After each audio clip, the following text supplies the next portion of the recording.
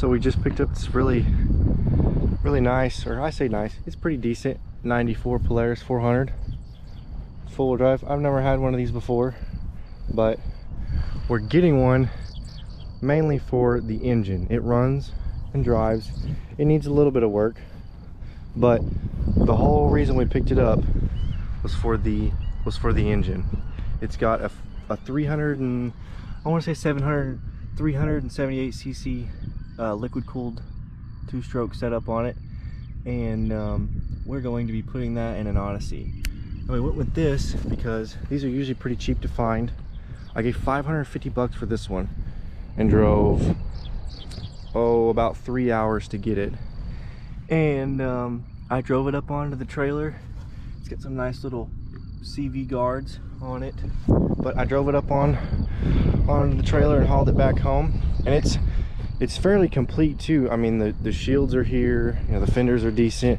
The seat, we might be able to, I was thinking about getting a cover for it just to make it look good, but the plastic's broke, so you can't really solve that issue. It's just gonna have to stay that way, but I'm not really concerned since we're just gonna pull the engine out of it, and we may ride it for a little bit, but I'm just gonna pull the engine out of it and then probably just part the rest out. It's a really straight and nice quad for what it is, and it's got lots of power, electric start on it, so it doesn't really need, if you were going to keep it as a quad, it doesn't really like much, but it's got a couple issues, but we are hopefully going to put this in an Odyssey and see how it does. I think they make just shy of 40 horsepower and rev to like a little over, I want to say like 6,500, maybe 7,000, and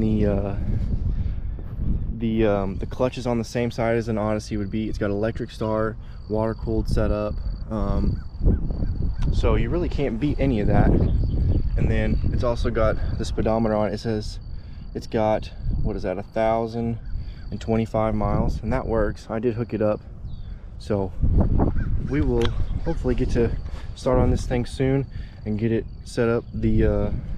Somebody has relocated the battery.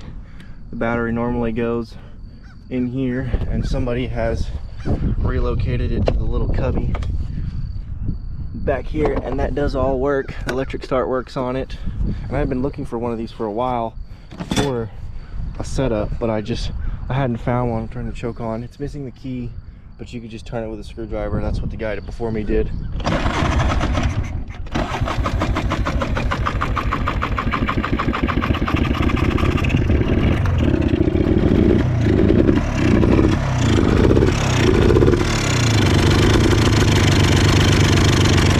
Vibrates pretty hard like a regular Odyssey does.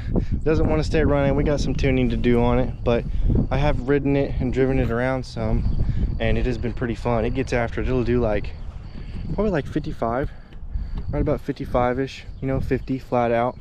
The tires are pretty fried. They've got some bad dry rot in it, but we're not really concerned about that too much.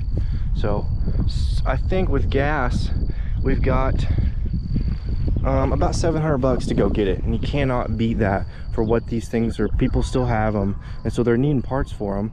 And then you can get aftermarket pipes. You can get there's people that do do cylinders for them still, and lots of good upgrades you can throw at these things to make some good power. So just we will see, but thanks for watching. We'll see you guys. Bye.